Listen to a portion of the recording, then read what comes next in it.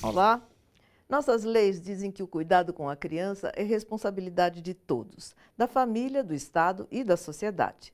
A uma conclusão todos chegaram: violência não é o melhor caminho para educar. Por isso, em 2014, foi aprovada a Lei da Palmada, que proíbe a aplicação de castigos físicos a crianças e adolescentes. Muitos pais concordam, outros estão um pouco perdidos na busca por caminhos que auxiliem na criação das novas gerações. A educação dos filhos é o tema do Bom para Todos, que começa agora. E criança sem limite dá isso. Ninguém segura, faz o que quer, manda na professora, desrespeita, seja lá o que for, enfim, não sabe estabelecer critérios. O brincar é uma das atividades que desenvolve o ser humano na íntegra. E isso ocorre quando criança.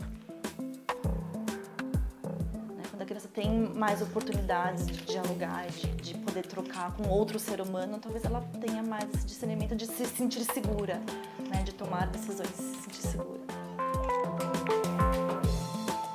Dizem que uma criança criada com punições e palmadas, quando se tornar adulta, tenderá a repetir papéis, mas há exceções. Renata, mãe de 2 filhos, recebeu seus castigos na infância e talvez por isso mesmo, hoje, munida de toda a paciência do mundo, cria os meninos só na base da conversa. Renata tem 2 filhos e foi quando estava grávida do primeiro, o Herá, hoje com 7 anos, que fez algumas opções pensando no futuro.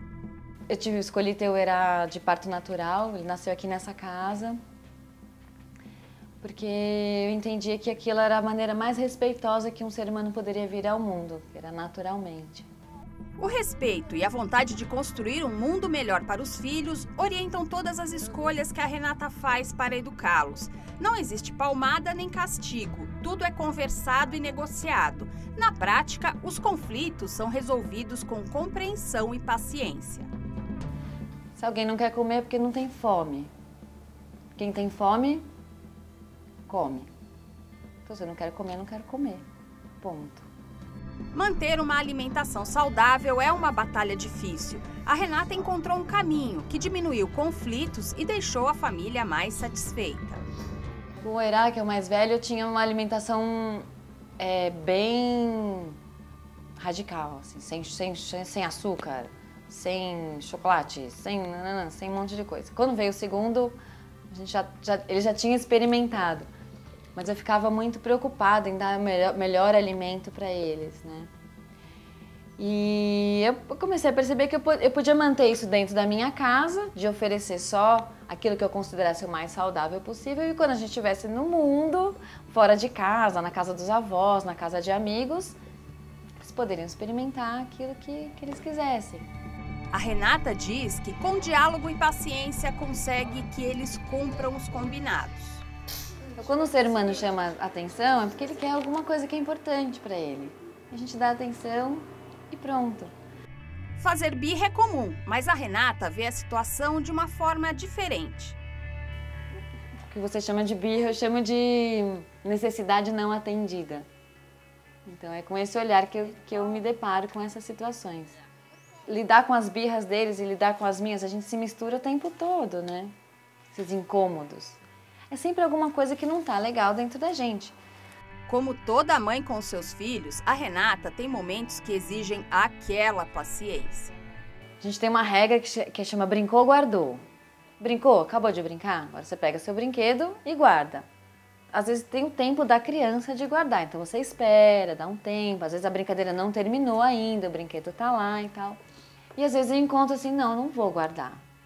Você não vai guardar? Ainda vai ficar como? Vai ficar aqui jogado na sala?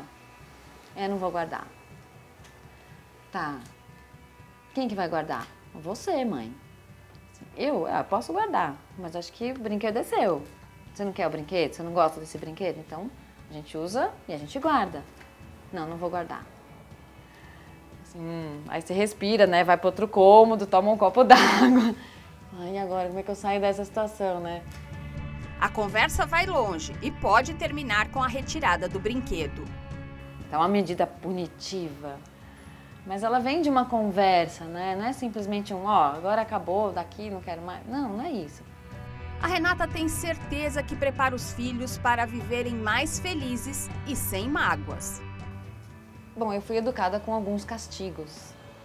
E eu gostaria de, quando criança, poder ter sido ajudada na resolução dos meus conflitos com amorosidade e não com castigo. Acho que os castigos, eles deixam marcas muito profundas, né? E a gente vai aprendendo a sobreviver com essas marcas. E acho que a gente tem tantas outras maneiras de tentar resolver um conflito que não seja pelo castigo. Nossa especialista de hoje, a psicóloga Raquel Moreno, também concorda com a necessidade de diálogo. Mas antes de responder às dúvidas da população, ela analisa se havia alguma coisa de bom na educação à moda antiga, que ainda valha para os tempos modernos. Eu acho que ouvir um ao outro, eu acho que respeito aos mais velhos, eu acho que poder perceber a autoridade, isso não quer dizer que a autoridade tem que ser imposta o tempo inteiro, né? São critérios importantes que a gente tem que incorporar na vida moderna.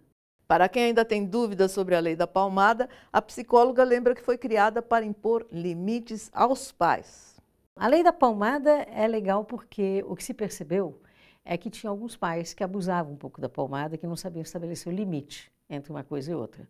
Agora, eu acho que neste sentido veio coibir uma série de excessos que aconteciam socialmente, culturalmente no país, né? Não precisa palmada, mas hoje não tem sobremesa, né? Hoje não tem esse brinquedo, hoje não tem essa outra coisa. Funciona do mesmo jeito e você não corre o risco de se animar demais e perder o controle nesse sentido. Tirar o brinquedo preferido, proibir o computador ou a TV. Será que esse tipo de castigo funciona? Tudo bem, é o chamado time out. Você tem uma coisa que a criança gosta, ela pode utilizar se ela se comportar adequadamente. Se ela tiver de castigo, aquilo não pode. Sorvete não pode, aquele brinquedo não pode, não sei o que não pode, porque senão fica contraditório, né? Então, isso pode, isso é ótimo. Especialistas discutem tanto sobre a educação das crianças que acabam por criar consensos. São teses que se aplicam à maior parte delas e que podem servir de orientação para pais e mães. Preste atenção. As crianças reclamam, mas gostam de limites pré-estabelecidos. A educação sem limites cria jovens com problemas de relacionamento social. Dizer não aos filhos é difícil, mas dizer sim o tempo todo pode transformar uma criança mimada em um adulto sem autonomia, eternamente dependente dos pais. A felicidade dos filhos parece ser uma das maiores preocupações dos pais hoje. Porém, se eles fizerem tudo o que os filhos querem, podem estar criando uma criança com visão distorcida do mundo, incapaz de ouvir os nãos da vida. Pais obesos que comem mal não podem reclamar da má alimentação dos filhos. É como cobrar que o filho leia sem que jamais tenha dado a ele um livro de presente. Exemplo é tudo. No próximo bloco, brincar é mais do que um direito. Crianças e jovens aprendem brincando. Porque na brincadeira ela pôde trabalhar com a questão dos problemas. E ela viu coisas que são possíveis de fazer ou que nem sempre são possíveis.